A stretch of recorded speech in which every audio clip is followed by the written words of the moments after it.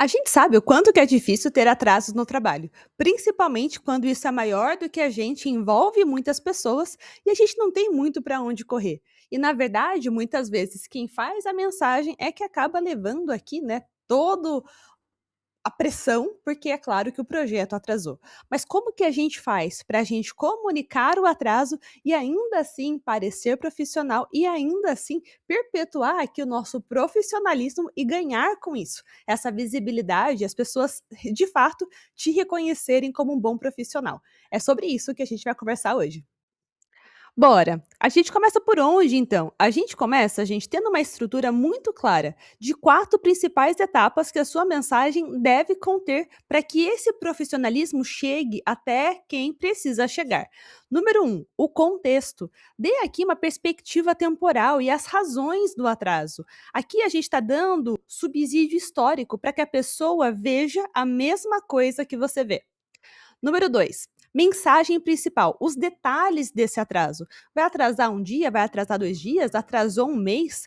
Quão preocupado a pessoa que recebe a mensagem, ela deve ou não ficar? Número 3, evidência ou dados que vão aqui dar suporte, subsidiar o novo cronograma de entregas. Então, o fulano saiu, a gente teve esse problema, esse daqui é o nosso histórico. A partir disso, a nossa próxima estimativa é que a entrega vai ser feita daqui um mês, daqui uma semana. Vamos atrasar apenas um dia. E esse embasamento de dados é o que vai te proteger lá no futuro, se porventura a gente tiver um segundo atraso. E número 4, recomendações e direcionamentos, de acordo com a sua função e responsabilidade. Então, se não for a sua função ter uma conversa com o cliente, você pode direcionar. Olha, é importante comunicar isso ao cliente final. E esse direcionamento vai garantir que você seja o especialista naquela situação, da sua função, daquilo que você está exercendo. E isso é muito bem-vindo para quem não consegue ver o que você vê, mas precisa de todas as informações que você tem na sua cabeça. Você já tem essa estrutura organizada, já entendeu ponto a ponto. Agora eu vou trazer 3 principais regras para que a gente se livre de potenciais problemas ou a gente fale alguma coisinha que vai rolando e vai virando uma grande bola de neve. Número 1, a regra 1 é o seguinte: nunca aponte dedos para pessoas ou culpe terceiros. Aqui a gente não quer personalizar ou deixar nada muito familiar próximo. Estamos no ambiente profissional. Aqui a gente fala sobre fatos, sobre situações. O problema não é uma pessoa, é a situação, é o contexto o qual a gente se encontra. Número 2, não se vitimize e evite ao máximo trazer conteúdos pessoais. Então, se o seu atraso for porque você ficou doente, a ideia aqui é: "Oh meu Deus, coitada de mim, eu fiquei doente". Sinceramente, ninguém quer saber se a gente ficou ou não ficou doente. O que a pessoa quer saber é quando que vai receber a entrega que você ficou responsável. Fulano, eu fiquei doente, atrasei 2 dias, está aqui o meu atestado, por conta disso, o atraso vai ser apenas de 2 dias. Mas, caso você tenha pressa, a gente pode alocar fulano, pedir uma ajuda dele, que a gente pode fazer isso acontecer ainda hoje, ainda amanhã. E aqui a gente vai dar o direcionamento, lembrando, lá em cima, de acordo com a sua função e com a sua responsabilidade. Número 3, a sua função é fazer um bom trabalho. Comunicar faz parte do seu trabalho. Comunique bem, comunique sempre. Vamos agora para um exemplo prático, para a gente, a partir dessa estrutura e essas regras, entender como que a gente pode aplicar isso no mundo real. Vamos lá, o contexto. Lembrando que o contexto é perspectiva temporal e as razões do atraso. Contexto. Nas 2 últimas semanas, algumas dependências externas, algumas requisições externas, fulano apareceu com uma requisição urgente e ajustes na arquitetura, por exemplo, consumiram mais tempo do que o planejado. Então, a gente tem uma perspectiva de tempo, quando foi que a gente começou a sair dos eixos e por que a gente começou a sair dos eixos. A partir então desse contexto, a gente chega na mensagem principal. Pois é, a gente teve todo esse problema, logo, qual que é a nossa situação atual? A gente vai ter um atraso aqui de uma semana. Então, tem o contexto e agora tem a consequência dessa situação que aconteceu no passado. Número 3, tem o contexto, tem a mensagem principal e agora a gente chega nas evidências.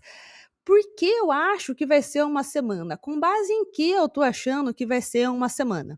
Por exemplo, né, tivemos 3 pontos críticos que impactaram o cronograma, situação 1, situação 3, e isso adiciona 3 horas no nosso desenvolvimento, na validação, no check com o cliente. Então a gente dá subsídio aqui para tentar tangibilizar, materializar a situação em números de horas, em números de dias, em números de semanas. E isso dá respaldo, dá suporte para que o seu novo cronograma, ele seja aceito, ele seja visto como algo profissional baseado em dados. E por último, a partir de toda essa introdução, grande introdução, a gente tem a recomendação, a gente tem um direcionamento. E aqui a gente pode e deve se colocar dentro da nossa função e da nossa responsabilidade. Por exemplo, fulano, pensando aqui que eu sou uma subordinada, uma liderada. Fulano, que pode ser um gestor, pode ser um líder. Minha sugestão é: eu tenho a visão do todo, eu sei o que está acontecendo, o que, que eu sugiro como melhor plano de ação? A gente mantém aqui uma nova data como esse prazo oficial e a gente reforça alinhamentos diários com o cliente para a gente garantir a estabilidade e transparência com o cliente e com o time. Então a gente consegue costurar aqui, fazer com que todo mundo esteja caminhando na mesma direção, e isso te torna um profissional muito bem visto pelo mercado, porque, gente, unir pessoas para a gente caminhar juntos é extremamente difícil. Você fazendo isso, você vai ser muito bem valorizado. Bom, e ainda uma outra sugestão, né, um outro direcionamento nesse exemplo. Se for necessário repriorizar alguma entrega secundária, para evitar novos impactos, posso propor ações. Então, você que está fazendo uma a gestão, que está fazendo algum trabalho específico, que tem visão, você pode se colocar aqui como um solucionador, como um parceiro, com uma mão direita para resolver esse problema. E aí, de acordo com a sua função e responsabilidade, perguntar qual que é o seu call to action ao final dessa sua mensagem. O seu call to action pode ser: podemos seguir assim? Está tudo bem para você? O que você acha dessa proposta? E daí, de acordo com a sua posição, você vai ter um call to action no final da sua mensagem que vai condizer com a sua função, a sua responsabilidade e para onde você quer seguir. Nesse exemplo, a gente quer seguir para onde? A gente quer fechar, a gente quer falar, gente, isso daqui eu acho que é o ideal, eu quero seguir assim. Podemos seguir assim? Porque esse é o meu objetivo.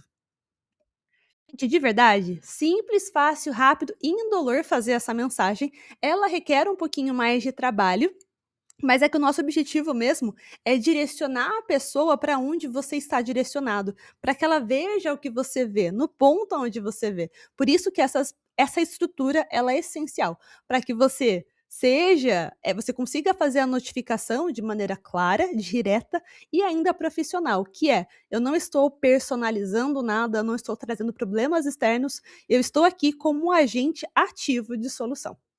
Se você não me conhece, eu sou a Micaela, eu trabalho com liderança e desenvolvimento profissional, onde a gente arruma o trabalho e organiza tudo isso, porque quanto mais claras as coisas estão, cada um exercendo a sua função, mais longe a gente, como profissional e como empresa, a gente consegue chegar. Então não esquece de se inscrever e já deu seu curtir.